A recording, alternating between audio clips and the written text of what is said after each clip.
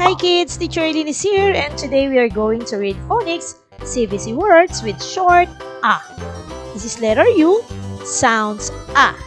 Letter U has two sounds, U and A.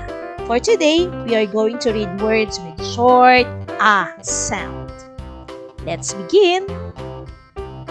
B, A, N. Ban, ban, ban.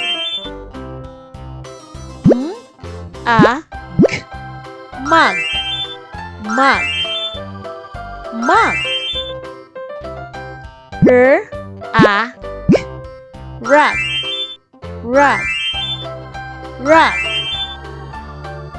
K, A, P, cup, cup, cup.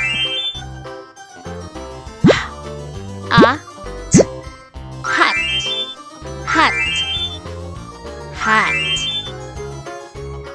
S, A, N, sun, sun, sun. T, A, P, top, top, top. K, A, T, cat, cat, cat. S, A, M, some, some, some. B, A, T, bat, bat, bat. Great effort, kids! Congratulations!